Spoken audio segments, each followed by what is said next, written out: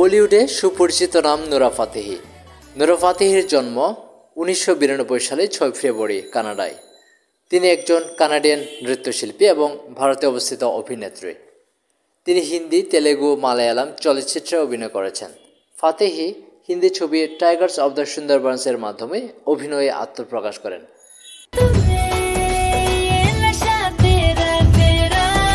Temper, Baahubali, the beginning এবং kick 2 এর মতো চলচ্চিত্রে গানের জন্য ফাতেহি তেলেগু চলচ্চিত্রে জনপ্রিয়তা অর্জন করেছিলেন এবং তিনি দুটি মালায়ালাম চলচ্চিত্র ডাবল ব্যারেল এবং কায়মকুলাম কুচুন্নিতে অভিনয় করেছেন।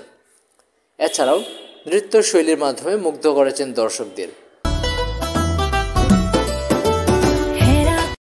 এখন বলিউডের গণ্ডি ছেড়ে হলিউডে যাচ্ছেন নুরা। সেখানে এক মিউজিক অ্যালবামের কাজ করবেন তিনি। এরই মধ্যে গুঞ্জন ওঠে চিরতরে অভিনয় ছাড়তে চলেছেন নুরা ফাতেহি।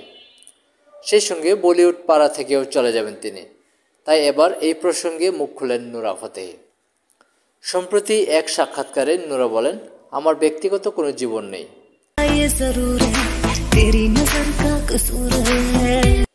যেমন সিনেমায় অভিনয় করছে ঠিক তেমনি সঙ্গীত জগতেও কাজ করব।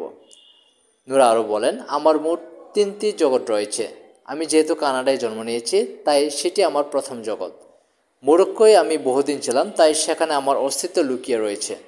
সবশেষে ভারত এমন একটি দেশ যেখানে আমি আমার পরিচয় গঠন করতে পেরেছি, তাই এই দেশের সঙ্গেও আমার ভালোবাসা অপরিসীম। আমেরিকান গায়ক জেসন ডেরুলোর সঙ্গে স্নেক নামের একটি মিউজিক অ্যালবামে অভিনয় করেছেন নুরা ফাতেহি। ডেরুলোর সঙ্গে কাজ করার অভিজ্ঞতা সম্পর্কে তিনি জানান, আমি প্রথমে ভীষণ লজ্জা পেতাম। আমি নিজেই প্রথমে গানটি রেকর্ড করেছিলাম। প্রথমে তার সঙ্গে কোনো সাক্ষাৎ হয়নি আমার, তবে যখন একসঙ্গে ভিডিওতে কাজ করেছি তখন অনেক গল্প করেছি।